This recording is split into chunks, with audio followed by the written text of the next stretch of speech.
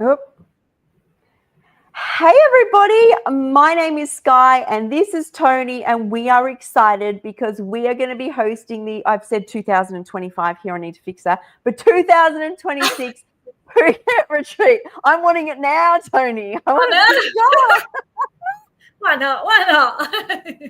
Yeah, so we are very excited to do this and it will be so much fun. It is a week with us in Phuket. We're going to be there's going to be raw chef there. We're going to be having all beautiful dishes, fruits. Take it away. What else are we going to be doing? I'm going to fix up this banner. Oh my goodness, there's going to be so much, but there's also an opportunity for you just to relax, chill.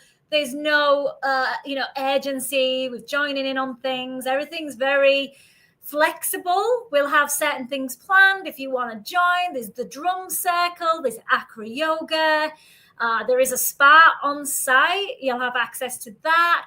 Also off-site, there's massages around the area. You've got the Y area, which is great for all. It's a great walking area, looking around all the cafes, and they've got the beaches, and one of the nicer beaches, Naihan beaches of Phuket. It's beautiful. We'll have access to a truck type of thing. They call them like tuk-tuks. There's a bit bigger version, and we'll go off and we'll do a few little things, and a boat trip as well to the local small islands.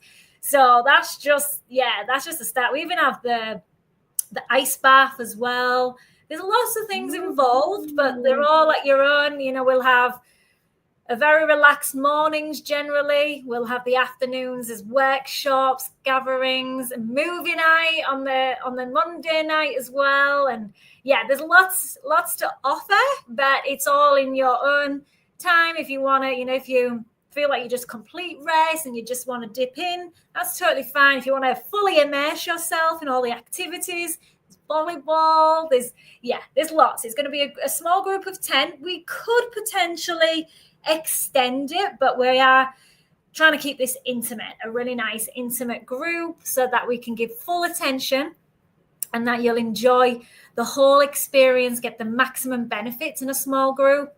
And I just think it's just better for a smaller, especially for our first largest group, because I had some people were asking me, have you done retreats before? And I had a small property where I had 2 bungalows for 2 years, and I had guests, my clients, come and stay on the property, and they was doing 40-day juice cleanses and just exploring the raw vegan dishes. So this is based more on a variety of raw foods, so you're not just going to be just doing juices. It's not specific. It's very general, and it's more for an introduction and an experience and connection. The connection is really high there. You don't even have to be vegan. I'd love for you to be vegan, of course, but not even have to be raw. But this is a great experience to see the plentiful, especially the fruits here. You're going to get to try lots of different fruits. Yes.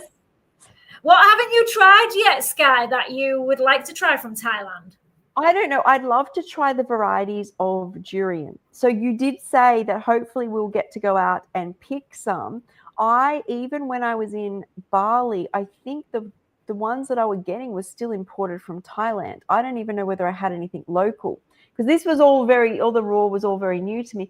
I would just love, even if I don't try different types of durian, but just have the durian fresh. I think that would be on my bucket list, ticked off my bucket list, like sit there.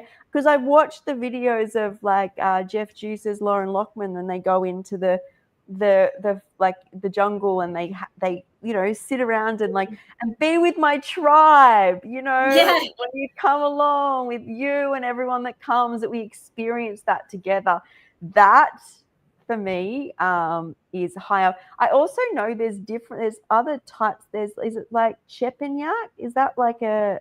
Oh, there's so many. I mean, yeah, my favorite's Mong Tong. I stick with the really most popular and the less fragrant.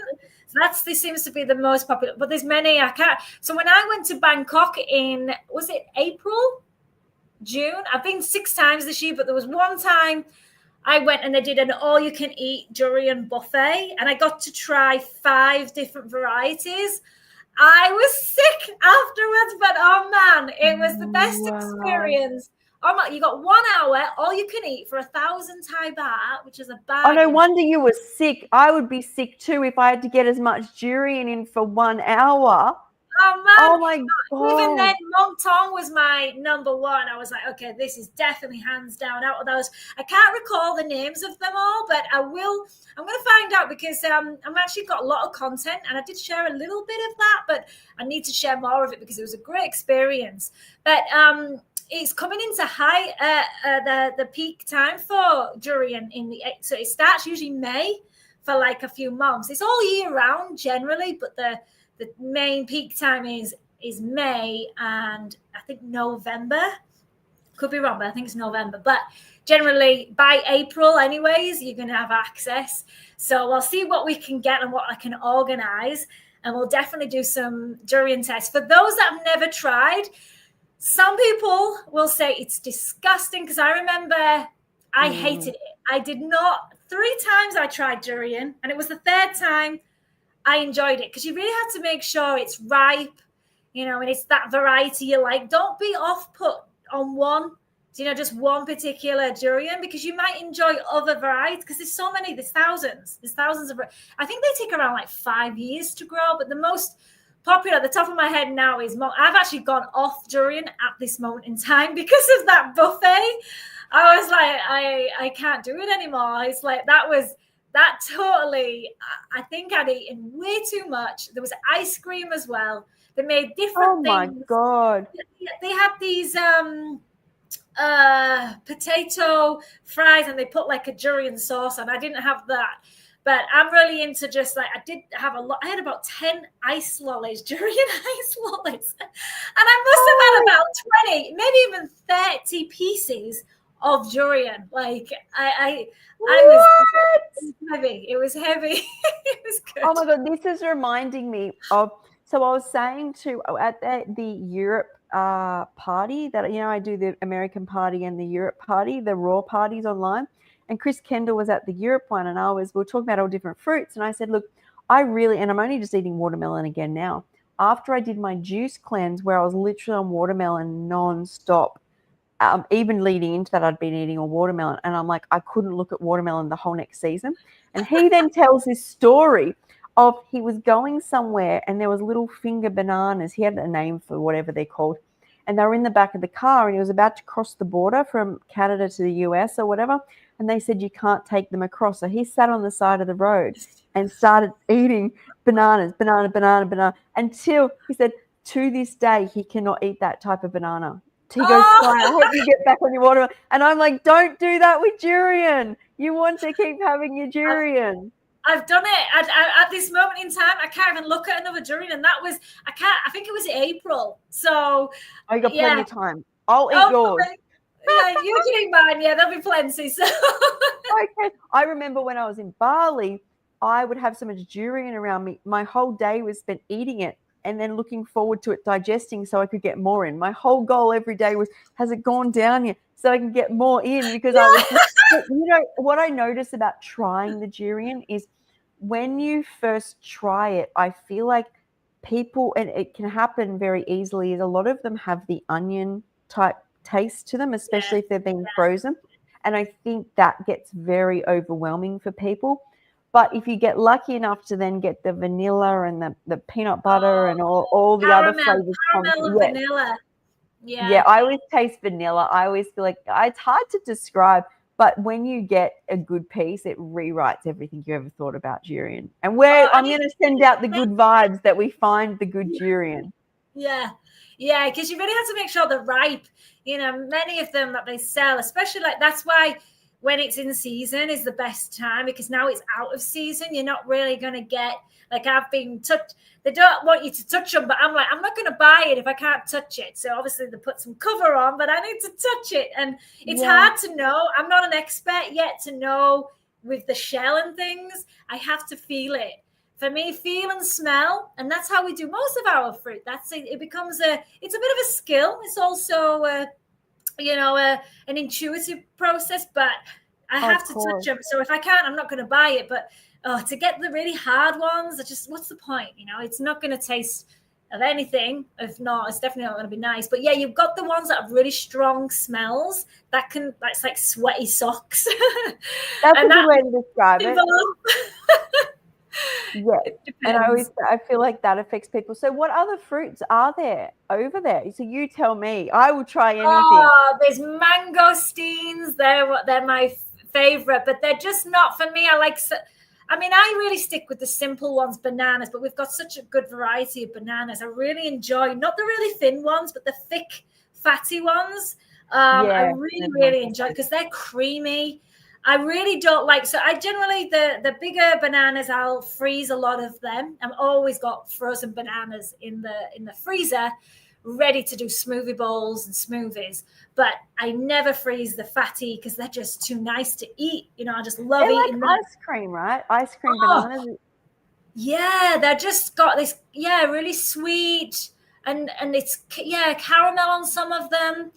Yeah, you've got the snake fruit as well. They're really nice, with the spiky. And there's rambutans, which they're freaky to look at. When people first look at the rambutan, they look like sea urchins, They do. I had all these when I was in Bali. And longans, do you have longans? Longans, yeah, we've got loads of them. Yeah, I'm very lucky. So we're in my area. I've actually got a cashew nut tree.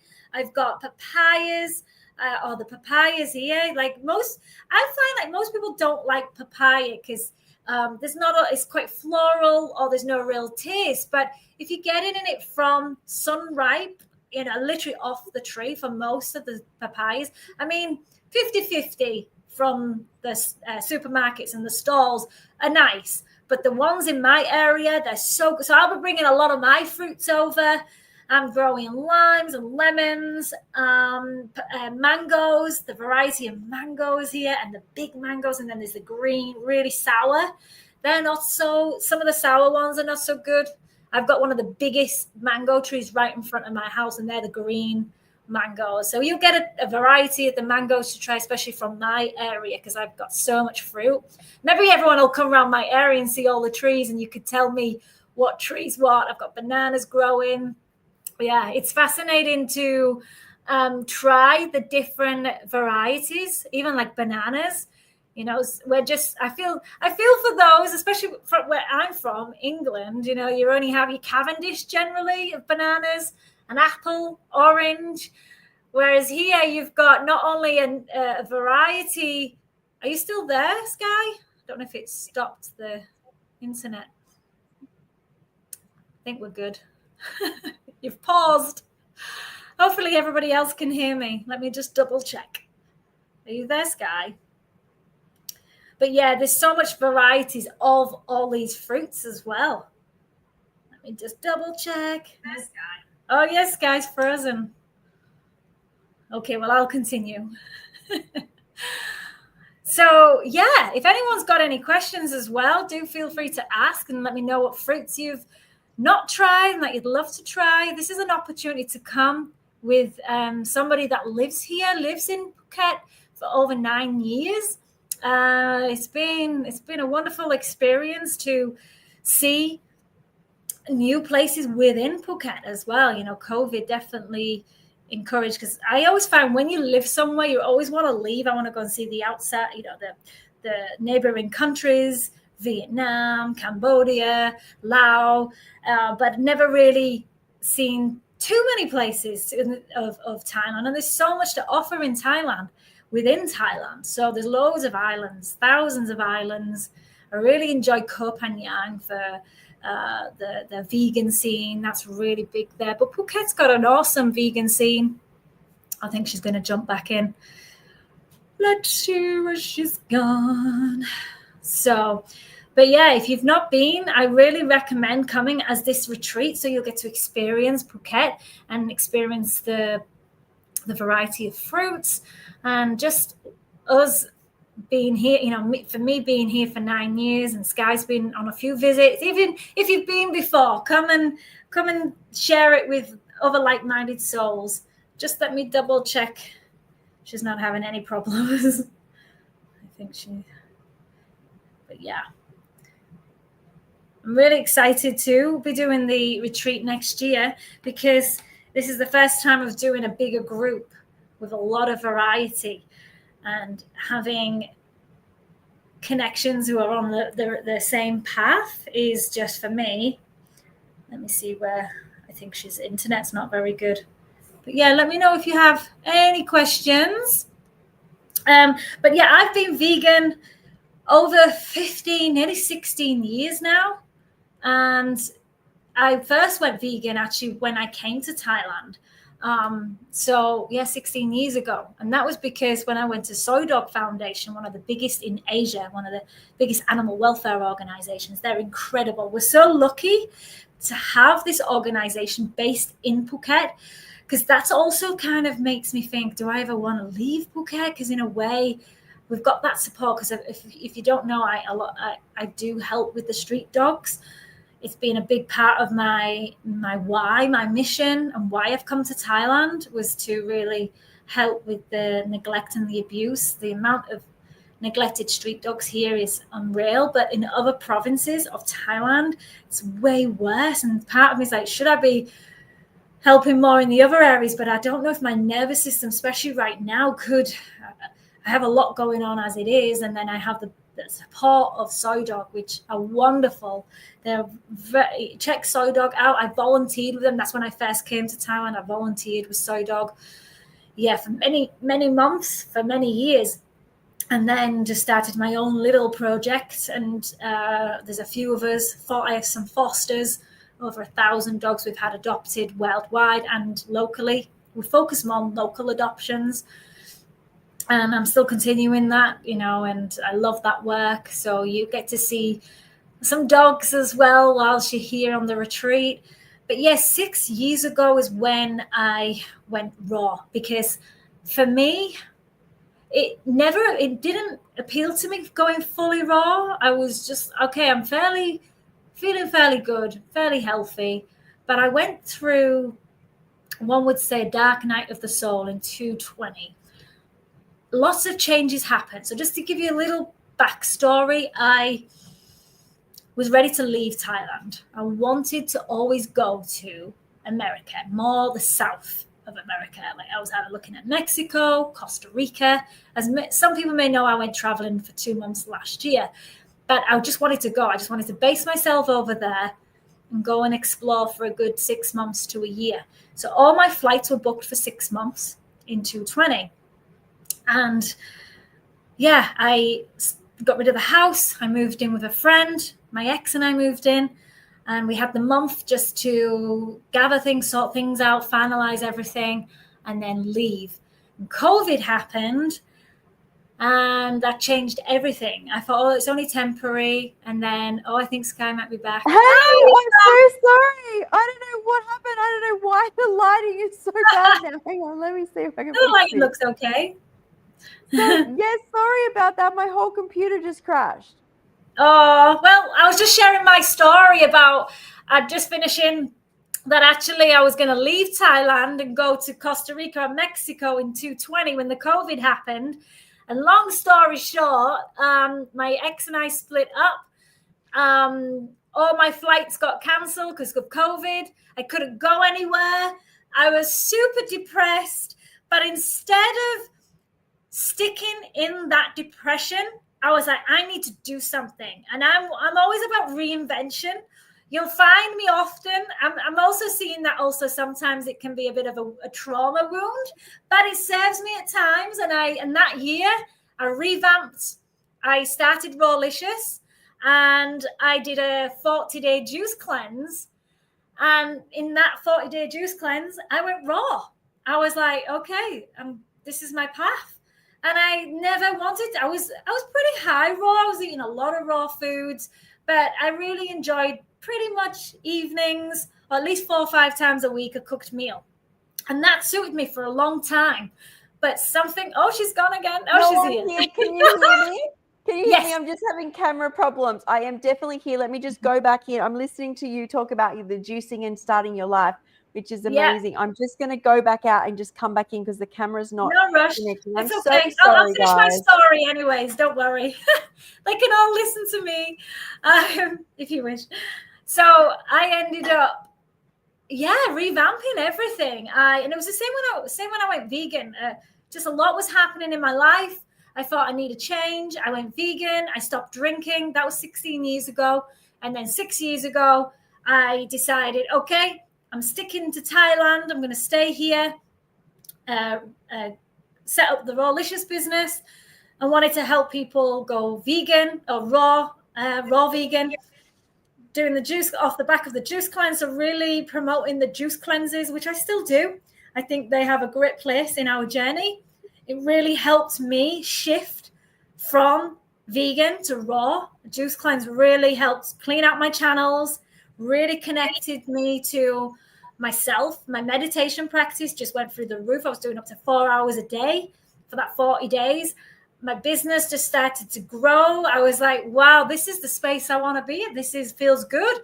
So went through that whole transformation. And then I set up, I didn't want to leave Thailand because I was so eager to leave, to be honest. There was a lot of stuff going on and a lot of changes that I wanted to make. And I was just kind of a lot of some, the certain things with dogs here, because it was just getting on, just really painful with the amount of abuse and neglect, but it goes on everywhere. And I thought, okay, I'm meant to be here. I surrendered. I did the cleanse, and then I started up the following year. I think it was the following year I did the retreat, and did that for a couple of years. Took a bit of time off last year and went over to Mexico and Costa Rica. Absolutely loved being there for a couple of months. But I still don't know I don't know where I need to be right now. And if you're in that place now where you're a bit lost, you want to go somewhere, just surrender. What'll be, will be. I'm glad I went to visit. I loved it, but is it where I need to be right now? There's still a lot of Asia I want to see, and there's the retreats I want to create.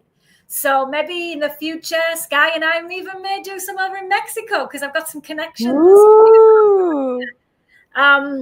So I went and helped out a workshop in Mexico. That was amazing. It was actually a psilocybin workshop, but I brought in a lot of the detox side to it, and that was good to experience. And now I just want to share this lifestyle with bigger groups and collab with my good friend Skye. And now, it's exciting time. Right now, I'm happy where I am. Who knows where I'm going to be in the future, but right now, I'm in paradise. I'm glad it's not cold. For me, cold, I need warm. I need the tropics, and I need the fruit and the dogs. I love the dog work here. I was just saying, Skye, another reason what keeps me in this area, Phuket, is we're very lucky to have Soy Dog Foundation, which is the biggest in Asia, one of the rescues. Oh, wow. They're incredible. Their focus is sterilizations. They support me in every week. I have like a long list of emails that I send for support for the dogs, because it's overwhelming at times. And I think if I go in other areas, it's just, it's a lot. I went to Chiang Mai, had some issues in Chiang Mai, and I don't have that connection like I do with Soy Dog here. So I'm very blessed to have the support of Soy Dog. So that's I'm looking at all the good things, what is good. So wherever you are now, if it's not where you want to be, just still look for the good. But look at where else you could go, maybe Phuket. That's why I come to the retreat, because you can experience this different lifestyle. It might not be for you, it might be too hot.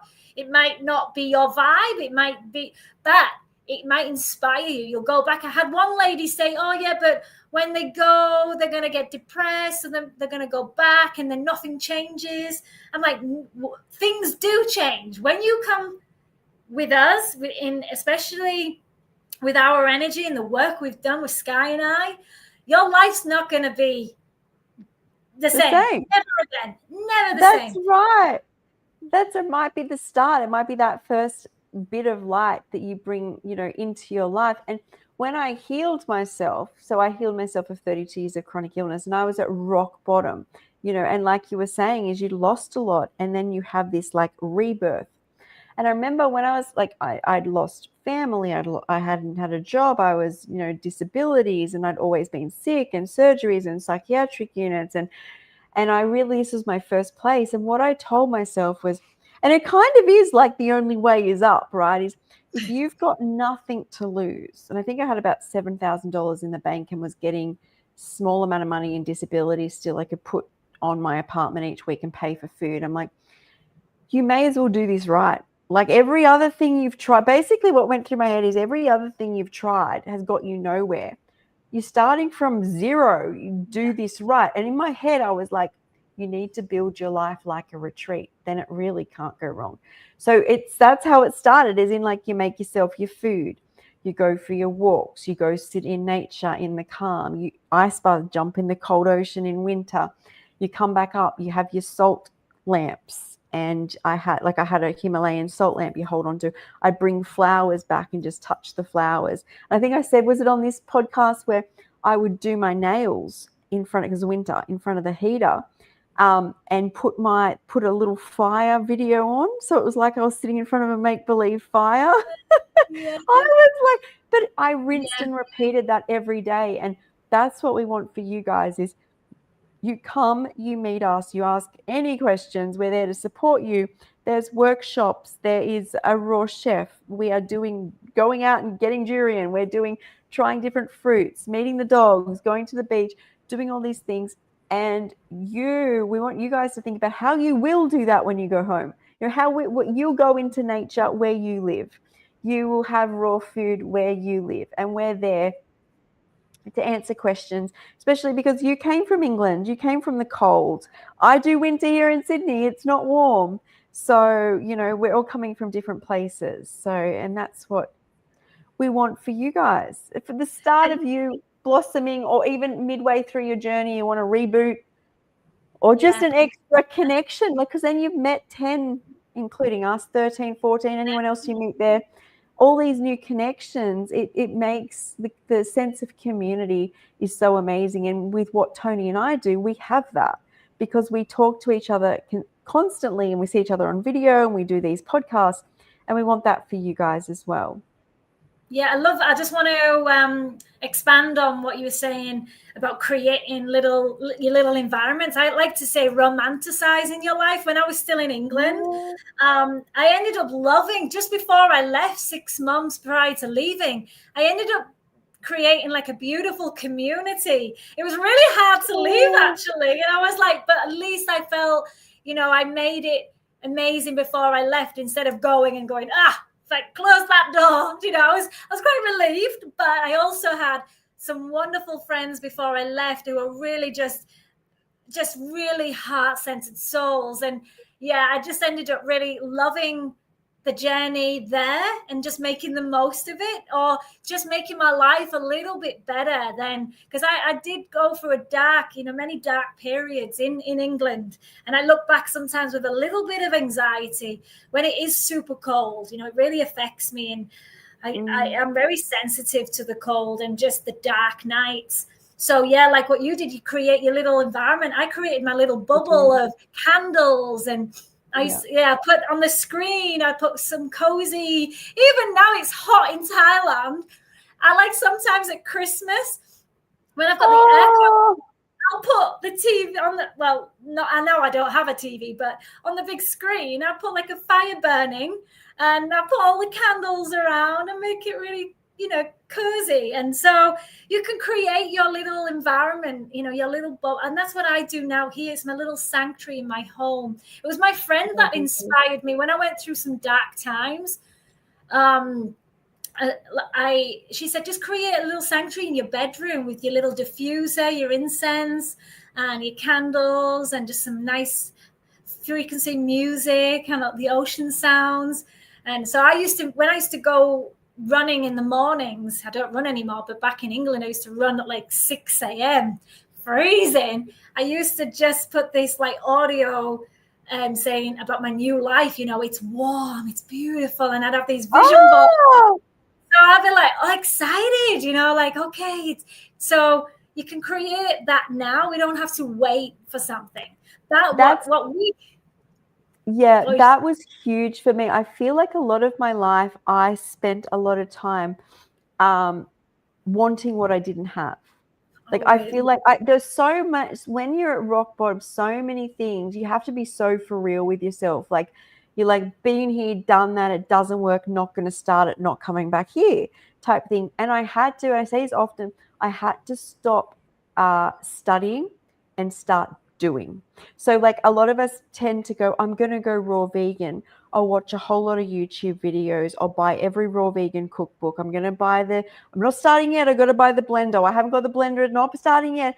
And I feel like I was doing that my whole life with anything I applied myself to. Like, I'm going to do this. I'm going to become I didn't do this, but I'm going to become an artist, for example. I'm going to buy all the tools, I'm going to watch all the stuff. But then when it comes to doing it, you never actually get there because you've spent all your energy in the wrong area. So when I started my life, I was like, well, Skye, you're not at the 5 seasons, but what if you get this right at rock bottom? It means wherever you travel around the world, you'll always know how to do it. Like if you're doing it with nothing, and as I said, is you can like get some sand from the beach, you can get some leaves. I would just touch the leaves. I had the Himalayan lamp already. I had some peppermint oil I would smell, but it's about like becoming creative, right? Yeah. But imagining it. And also when you're eating raw food, doing all this is quite exciting because raw food lights you up already. So you're full of raw food, and what people see as mundane and unstimulating is full of life force because you're full of life force and you're around the ocean or the river. And I did a video just this week about how I healed myself in the local park and all the things I did, the yoga. This was literally coming from intuition. And I grabbed coal, I'd rub it on my hands. And what I say to people, and I would do interesting things in Psyche, is like get flowers, get the sap and put it through the ends of my hair and smell like flowers. And what it reminds me of, so many people come at me and go, oh, I can't do what you did. I'm not near the water. Well, neither is a psychiatric unit, but you make it work. Like if you can make it work in your darkest hour, you can literally thrive in your brightest. And that's what I started to do. So I started to just know that if I start this little retreat mindset, I'll end up here with Toni doing it in Thailand. But you have to start, instead of Skye just imagining and maybe going and working in a fast food restaurant or something while imagining something just constantly, which I'm not working towards. Whereas I'm like, wherever I am in the world, if I work towards it, like you, is if you're imagining you're in a hot place, right? You're already there. You're manifest. When I'm doing these things, I'm already at a retreat. This is my little retreat. And as I said, full of raw food. On this retreat, you will be able to do it. And I'm going to just jump across here, and you can say anything you want, but I was just going to bring up, speaking of the food you'll be filled with, you'll be filled with all food from Goresh, who makes amazing, the raw food like this and fruit, and you're going to feel amazing. Why don't we put the little video on as well? Sure. If you've not seen it. Hi, Dom. Oh. Hi, I'm Toni, your raw vegan coach and guide. And this is Skye, my vibrant, beautiful co-host. Together, we'd love to welcome you to our peaceful raw vegan retreat here in Phuket, Thailand. Over the past 9 years, this island has become my sanctuary, a place that helped me slow down, reconnect, and feel truly alive again. And now, I'm so excited to share that feeling with you. If you had never been on a retreat before, think of it as a gentle pause, a chance to breathe, eat nourishing food, move your body, and connect with like-minded souls on the same journey. You don't need any experience, just an open heart. With small groups, beautiful surroundings, and a personal touch, this retreat is the perfect place to reset, relax, and rediscover yourself. Spaces aren't limited, so come join us and experience it for yourself. Amazing. Exciting. I was getting excited watching that. I'm like, I just want to be there with you and everybody having our coconuts and talking. Yeah. And I wanted to say, hey, Dawn, I've seen you there engaging there. And yeah. Yeah, so it's one of those, I feel, if you're thinking, how do I get the money for it? I'll just give you a little story just to know that sometimes when you don't feel like, how's that even possible? I came to Thailand with very little. I think I had maybe £2,000 in my account. And I came with no job, no money, income coming in, and 2 dogs. I did have a partner. Both of us had nothing. We just came over and we're like, we'll do whatever it takes to make this work. Because for me, I'm never going back to England. I'm not saying but for me, that was never an option. I am not going back. And it's the same with sort of like now with things I really want to go to, like workshops. Like I went to LA last June to Carl Cease's workshop. Oh, I didn't know how that was going to be possible. And I just was like, okay, it's going to happen. And just knowing why, I think that's the main focus. Why are you going? Like for me, I didn't want to stay in because I felt restrictive. I knew I needed to, I belong in the tropics. I was like, I'm going to make it work. And that sometimes has really, really, always has served me. But also now I'm more like, okay, this is what I want. Let the high power, the divine, let it happen. Don't have to do it all yourself. I'm really in that space now. Instead of the control, I'm going to make it happen no matter what. Now I'm in this, it's going to happen, and trusting, because I've got the universe wanting to make it happen for me. And I think when it's in your soul, don't worry about the rest, the logistics or anything else. It will happen.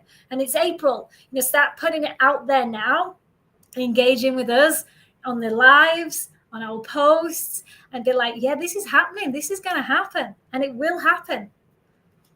Exactly. And the dates are, Toni, what are the dates? The 18th, is it? Yeah, 18th of April. Yeah. I think that's it also, is like, I remember talking to you before we even, I think, put this together, and you were saying that for a long time you've had this calling to start a community, like to build a community. And I think this is like it, right? It's all starting as in like it starts online and you guys get to connect. And then you know, if you want to reach out to us before we go out, you can go onto our websites because we do coaching. But on top of that is in the retreat, you'll be connected to us. And afterwards you will meet people there, you will meet us. And that's what we want for you guys. And we want, it's how a community starts being built. Oh, so Don's Irish. So you're in Ireland. Oh, really? Ireland, Don. You need to come. You can come over. Yeah, he's my neighbor. You need to come. Hi, Megan. Hey, Megan. Red cabbage is the most underrated vegetable. Well, you just put that out there because I believe more people. That needs to be on a T-shirt, actually. No, just Irish at heart. Not just Irish at heart. Oh, all right. So you've never been on an airplane. This is a chance. This is a great chance. This definitely. Over. I was gonna just add this back. Will this go back up? Oh, I don't think it's going. Oh, Pennsylvania. He loves Guinness. Oh. You see, I've never really been into Guinness. I loved mine was Jim Beam, but 16 years ago when I gave up alcohol. That is absolutely amazing. What always blows my mind is when I think about like the feeling you have on raw food is just so much more than alcohol. Like, you think, a wine buzz or something like that is going to be nice. But really feeling good consistently. And I mean, look at this type of food. How could you not feel good? Yeah. All of this is healthy.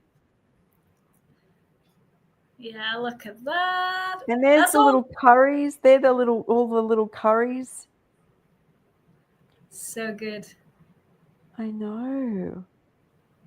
So Don says, I'd quit it all if I was happier. Well, interestingly, you put in your circumstance outside of you. You have to get happy now. And then what naturally happens, not saying you have to settle, but what happens, you do end up, change happens. Maybe come out here, see what's possible, how, I've done it and others have done it. Or if that's, if you just want, because happiness is very fleeting. Don't forget, happiness it's not really it's arbitrary. I feel like it's really about the connection deep within. I mean, I'm not saying you have to stay where you are, because that was for me when people used to say you should be happy where you are. I'm like, but I don't want to be here. My environment's important to me. So I may, I knew that I could be happy if I wanted to where I was, but I chose not. So but you can choose little moments in your day to be happy. Or you start doing what you want in the big. Like, as you said, you wanted warm, right? So whenever you did things, you imagined warm. For me, I wanted a retreat lifestyle. So even at rock bottom, I had my little, bring my plants inside, my little salt lamp, and you just imagine. But it takes the doing with the imagining, I have found in my life, to get somewhere. And I was an alcoholic, so I've been there, and trust me, my liver failing was not on my bingo cards within just 3 months of doing it. And it wasn't even like it brought me happiness. It just stopped me feeling. And I was very aware of that when I did it. And my life now, like, went from like how small my life was. It was just a bed with carers and just people constantly talking about me negatively because it didn't bring any positivity into my life. Taking my parents' alcohol, that's not a positive thing. You make bad decisions. I'm not saying, we're talking about an alcoholic here, but now it's like my priority is love. And yeah, maybe you're not happy all the time, but my practice has always come from love. And with that, I seem to always be led down the right path. And I think when I was drinking, there was just no self-love in my life. And I really needed to, I was talking to Tony before I got on here, like, lose everything. And then you really see how much you're willing to fight for your life. Sometimes maybe that's what the universe is doing, is when it strips you back that much to see. And I bet you bottom dollar, every person fights for their life when you start losing everything. And you can come out and on the other side, and more than beer being a comfort, when you can actually feel your true self, which I can't do without having raw foods inside of me and being connected to nature. But when you know your true self, it's almost like, aha, like eating raw food was like that. It was like, aha, I knew this was what I was meant to feel like. And as you said, even if you're not consistently happy, you still know, it's nice to know what you're supposed to feel like. So, but Don, I can definitely relate, Don. We all have our vices. Mine used to be the binge eating, the comfort eating. Every time I was sad or feeling discomfort, lonely, I would eat a lot of food. So that was my drug of choice. And it was the only exciting thing, like, that would get me, well, what's the point of everything else? It's the only, if you take that away from me, I'm like, then what, I don't look forward to nothing. So in those moments, that's when I realized, okay, this is going to keep me stuck. I'm going to continue this pattern. And that's not who I am. I'm way more than the drug of choice. I'm way more than alcohol. I'm way more than that food.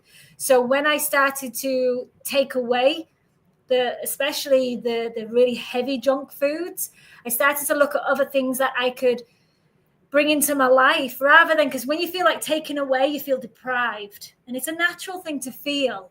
So you want to be replacing it with something that is better and healthier, So I used to just replace some things. So if I love chocolate, even to this day, I still love chocolate, but I have it with cacao or carob, and I have it with blueberries. So I'll make like a carob sauce with bananas and blend it. So I replace some things, but then most time now I sit in it. I sit in that discomfort and start to dig deep of where this pattern's coming from. Why is this ego keeping me here? Because the ego is really, really clever at keeping us stuck, keeping us in this lower self. And it's not until you start on this path, when you start to really connect, like what Skye was saying, you go onto your aligned path, little things make you happy, and then you be more in gratitude, like just going outside. And we were sharing about romanticizing our life, like just being able to go barefoot on the ground and feeling the earth, looking around the nature. Everything in nature is where we belong, and just those. And it's because we're in a society of very overstimulated. We're really highly stimulated. So nothing's ever good enough apart from these highly addictive stimulants. So just going for a walk or just going in nature is not enough for many people. It's like boring. But until you strip it away, and it can take some time, or you can say replace things, or you can really get to the root and sit. That's why meditations really helped me. Raw foods. I did a cleanse to clear my channels. And I knew my cravings were it was like I was an addict, strong addict. I wanted my crack. I wanted my fix. I needed my drug of choice, my candy, my chocolate bars. I needed all of that. So then when I take that away, I was like, what do I do? I was like shaking. I was like, what, how do I? So I found new ways of coping to soothing. And might be not first, it was healthy, but most of the times I was choosing and I was just getting better. And that compound effect, no one's read it, or if you haven't read it in a long time, the compound effect, Darren Hardy or Slight Edge, Jeff Olson, amazing books to just implement little things in your day, just tiny amounts can compound over time and change your whole life completely. You don't have to do these grand things, go all raw, go all vegan. No, but it's a tiny step. It might just mean the start of your day is with a hot water and lemon water. It might be a fruit meal, or just slowing down every time you eat instead of rushing, breathing every time you go to eat, calm your nervous system. We're always like in this fight or flight. The nervous system's in overdrive. If we can bring back to presence, can bring back to now, slow down, don't go in that panic, breathe, and really be aware of this connection you have with the food, with the pattern, even when you're doing something that doesn't, it's not serving us, just being present with it and knowing it. Because a lot of us are in auto drive, autopilot. We're just moving around and doing things just out of default. 100%. So I try and express this so much because I feel like people get to say my Instagram page and they see me now and they see the past, and they don't see that compounding effect, which is the only way I got anywhere. And even though I went raw very instantly because it was a matter of being like in bed and not being in bed, before this, I'll give you an example. So in 2017, 2018, I actually lost or dissociated and had a psychiatric break off the back of being 37 kilograms, having 60 surgeries, having 8 organs removed. I just snapped. Okay, so at that point, had been coming off opioids, Valium, stimulant amphetamines for ADHD, smoking, vaping. Okay, and you're put in a psychiatric unit. They take the rest of it off you, the opioids, they took the stimulant medication, the antidepressants, they injected me with antipsychotics, I think. My point is I came out of that just with my hormone replaced, my bioidentical hormones on, because I've had a full hysterectomy. I still smoked. I was having coffee, but I was not on opioids and I was not on stimulant medication anymore. And I didn't go back to antidepressants, and I let go of my antipsychotics. So I'm out of hospital, and I was having candy at the time too. And as I'm doing this, I notice I feel better because I've let go of things that have been prescribed to me, but I felt better. So I replaced, I got rid of the lollies, and I went and the candy, and I was doing like a paleo diet. Okay. So I'm still smoking at this point and having coffee, but I've changed my diet. And that was huge back then, right? And from there, I start to feel even better. So I'm like, okay, I'll swap the smoking for vaping. And I did that. And by the end of the year, I was basically on whole foods and had become vegan. I didn't wake up and do that, right? And then that eventually a year and a half later led me to raw veganism. And I try and preach this so much because I feel like if you can look at life like, gaming, where everything is a level. And if you go from level 1 or 2 up to level 10, is you might be all excited because you're just eating apples all day, right? That's you, like, I'm just going to eat apples. But you've learnt no skills. So you learnt no skills to let go of the opioids, the drinking, the smoking, the addictive foods, the bad people in your life, the bad decisions. So you run back to, if not all, and some extra, but at least some of them. And I say to people if someone's eating a whole lot of junk food and a whole lot of meat and they tell me, oh, because of you, I went vegetarian, I don't berate them and beat them up because they're not yet vegan. I'm like, that is a huge task to undertake. You've taken a step forward. All of those little steps you have to sit with yourself in. Nobody else does. Anybody else, judge and jury, is not with you when you open the fridge, when you get up in the morning, when you say no to alcohol, when you stop having cigarettes. It's just you. And the more you're proud for doing each step and all the lessons you learn when you just stop one bad habit, you can take to stopping the next bad habit. But nobody is going to be there for you for each of those except for you. And when we realize that is because we live in a society where we get a lot of dopamine from a young age. You know, my kid can ride a bike, yay. You know, right, we're at school, you have the best drawing, yay, you were the best. We're getting all these external rewards our whole life.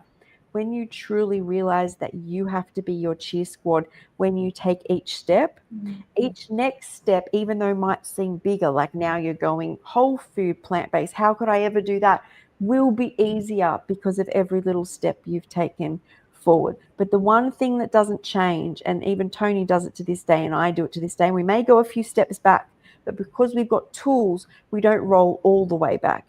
You know, is that we're still consistently moving forward. Even if some days are not as good as others, that's just part of the journey, right? But we didn't know how to do that when we started. You know, Toni didn't wake up and just go to Thailand, I'm raw. And I didn't just wake up and be like, I'm raw and happy. All of these little steps is what make us who we are. And so we're here to support you every day, not even at the retreat. Like, that's why I do what I do. And we do what we do because we want people to not feel that they have to, you know, there's a lot of elitists, isn't there? I feel I get really if I feel something is like too, I start to feel it in my heart when there's a lot of expectations, you know, high from myself and from others. I'm like, I'm moving away, and I'm very conscious. And I think that's all we have to do, as long as we can really feel, sit with it. That's why instead of moving around and getting distracted, you know, everything's like busy all the time, just take some time to really. And Don was sharing about, like, he's got no, you know, he's alone, he's on no friends, and he used to go out all the time.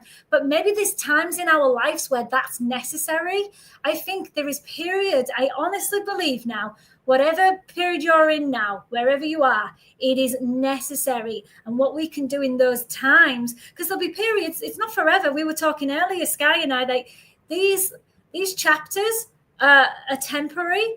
And it's in these moments, like we were saying about in our lowest moments, like when there was no one really relating, connecting, no one understanding what we were going through, very alone. I went through the breakup. I was going through COVID. All my plans had changed. I'm a control freak. When all my plans changed, I was like, what? We surrender and we listen. We listen to what comes up. This is now a time where we can go, okay, rebirth's going to happen. So Dawn, it might be now where you've got really good people that's going to come into your life now, you know, people that really are on the same frequency. So this loneliness doesn't have to be a curse. It's a good thing, because we're weeding out the ones that aren't in our for our higher self, you know, for our highest good. Yeah, and I love this, what Don said. I realized there is really no such thing as success besides being happy and helping people if you can, and have love in your life. And I swear, I didn't even think I knew what that was until I hit 40 and I found my way, right? Is when I had the most accumulated things, you know, in my early teens and 20s. I was very spoiled, right? I had everything, but I thought I had nothing. And then at rock bottom, when I just started to find nature and the raw food, I thought I had everything. I could feel like everything. And that's like you were saying earlier, is if you are so stimulated that you need like these highly processed foods, you need cigarettes, you need a whole lot of medication, you walk outside, and nature is our true self. It's this reflection of truth. You can't feel that truth. So it means you can't really feel yourself. As you start to lower all of these like very stimulating things, you can start to connect and feel truth.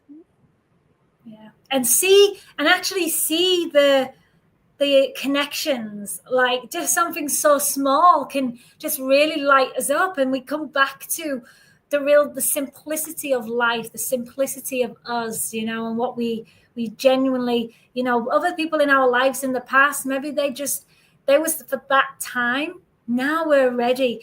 Carl Cease always shares about this period of this heavy darkness. Some people would see if you get a lot of resistance, like, I can't give it up. Why do I keep going back to my bad habits? There's a lot of resistance there. You've got this wall. Most people, especially now with the law of attraction, would try and smash that wall and be like, no, I'm going to break it down. And that was me. I was like, I'm going to make it work no matter what. And some of us may jump over it, get fit, as much as I can go over it. No, this period might be this cocoon period where you're in this butterfly getting ready to be a butterfly that will emerge. So listen, I always like to ask myself, what's emerging right now? So when I'm sitting with my uncomfortable feelings or nothing's going my way, or I can't seem to let go of something, a food, a person, a habit, I sit with it and I'm listening. What's trying to emerge? Michael Beckwith always, for me, I really resonated with what's trying to emerge here. Why are we trying to force because when we start adding in all the guilt and the shame and all these extra layers on top of this feeling, usually from unmet needs, childhood trauma, something that's, really hurt us and not feeling our feelings, when we can really start to listen and realize, actually, like you said about happiness, what is success? Success is different for everybody.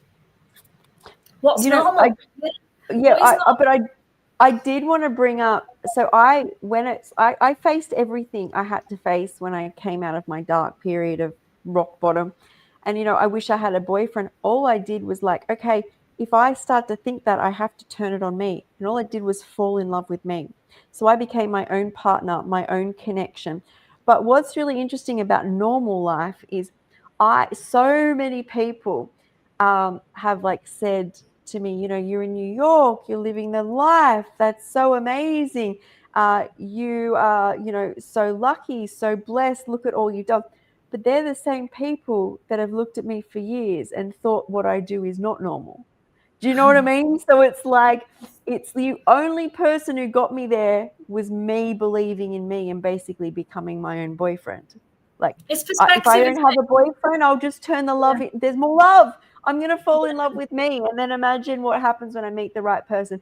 But it's really interesting for those moments where you're wanting validation for being normal or winning an award or something, is the people clapping you on will have been the same people for the last 4 or 5 years who will have looked at your path, because you only get different if you do different. Not everyone can be standing in the middle of the street YouTubing in New York City after a colonic at a raw food restaurant, because that isn't their life. But then they're like, oh, that looks so amazing. But it's so the only person who's cheered me on and believed in myself, well, my mum has too. But I know still, I think she looks at my lifestyle and is probably a bit like, it's a bit weird what you do, because that's what I mean is you know your goals. It's only, and this is what Ed Sheeran says as well, is he learns nothing in his bright hour. He learns nothing winning a Grammy. He learned everything when he had his lisp and had to learn music when every other kid was playing so he could stop his lisp. When a business partner leaves and a huge part of his business collapses, he learns. When people see you shine in the light, and when we've learnt as children that we get the most validation, is when we learn nothing. It's just a little moment of cheering, of community cheering you on. You're the one that's been with you all the way to the finish line. And that wish will happen, Dom. I think there's no timeline. One thing I've surrendered the most is the times that things need to happen. I think if we can master that, shifts will massively change. I'm just like, okay, it'll happen. It will happen in divine time. And we were talking about this earlier about showing more of these miracles that happen in our lives when you feel like nothing's changing, nothing's happening. It's when's this going to happen?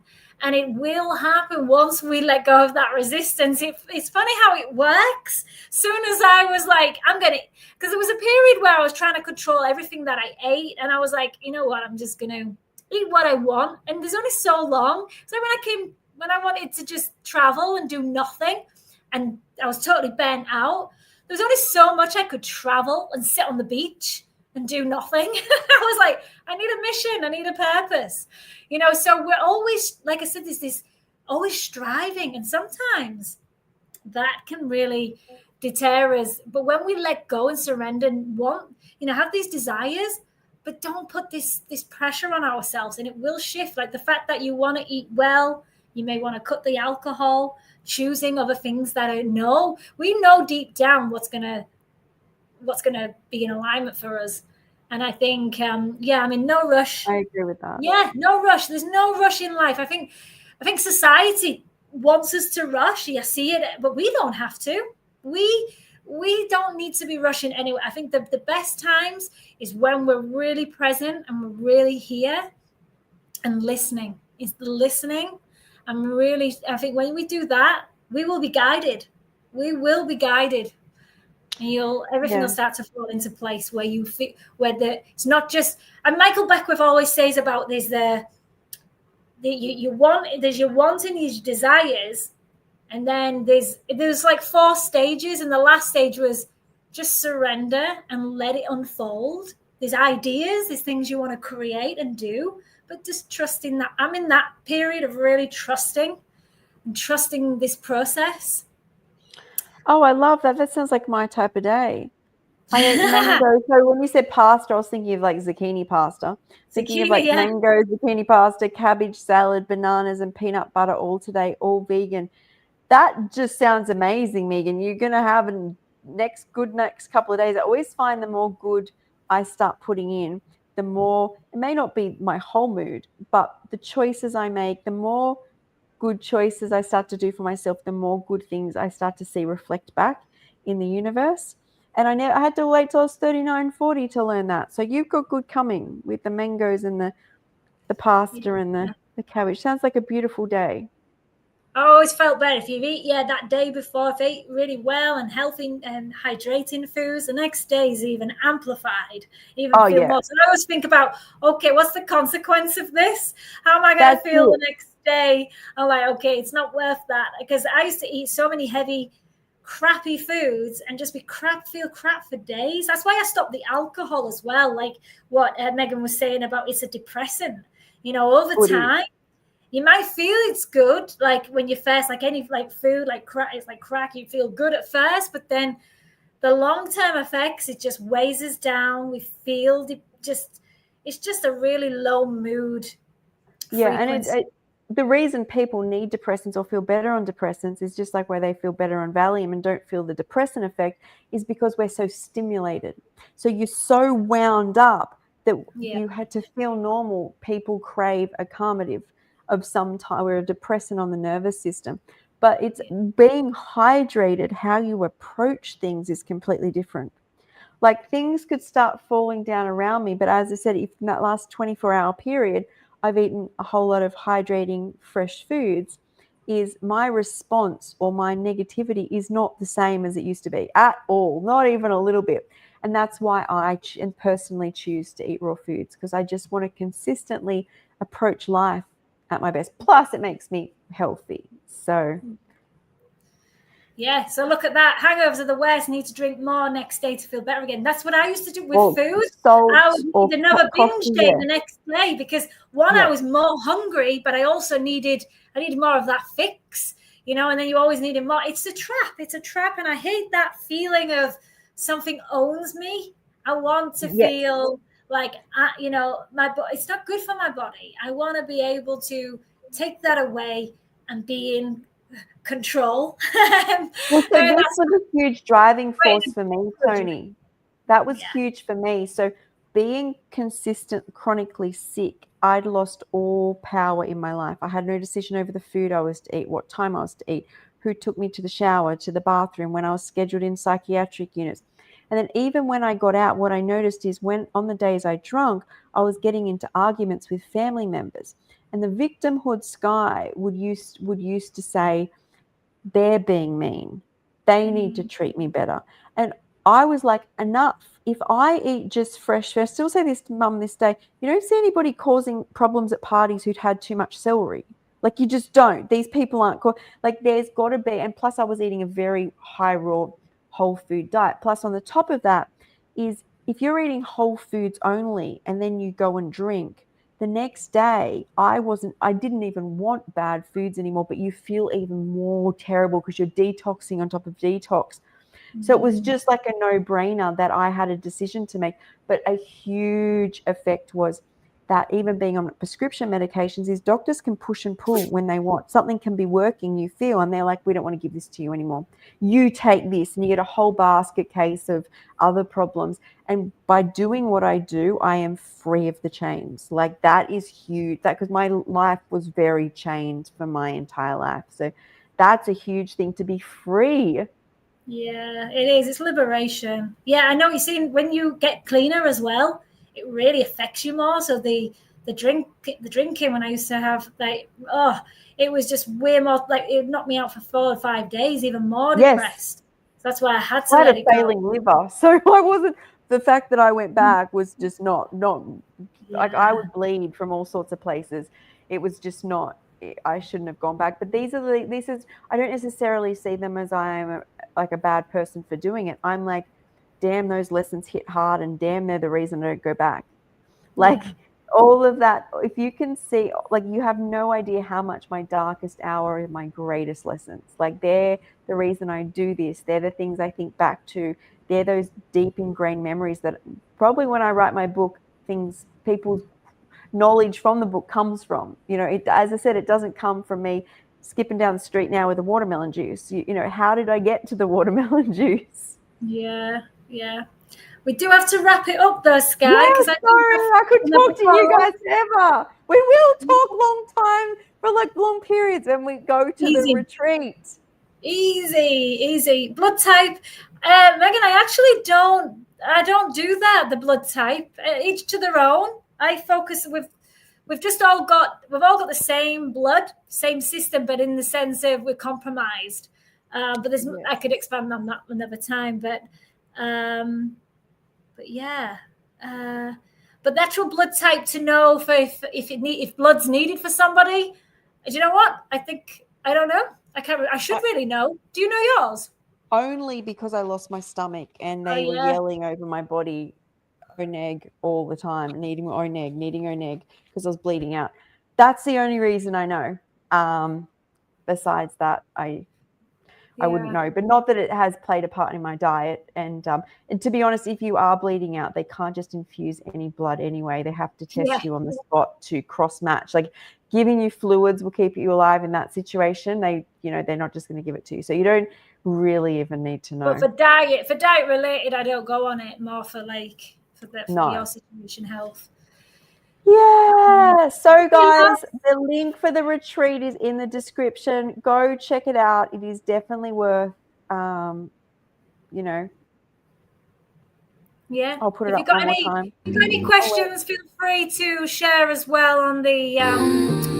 Hi, I'm Toni, your raw vegan coach and guide. And this is Skye, my vibrant, beautiful co-host. Together, we'd love to welcome you to our peaceful raw vegan retreat here in Phuket, Thailand. Over the past 9 years, this island has become my sanctuary, a place that helped me slow down, reconnect, and feel truly alive again. And now, I'm so excited to share that feeling with you. If you had never been on a retreat before, think of it as a gentle pause, a chance to breathe, eat nourishing food, move your body, and connect with like-minded souls on the same journey. You don't need any experience, just an open heart. With small groups, beautiful surroundings, and a personal touch, this retreat is the perfect place to reset, relax, and rediscover yourself. Spaces aren't limited, so come join us and experience it for yourself.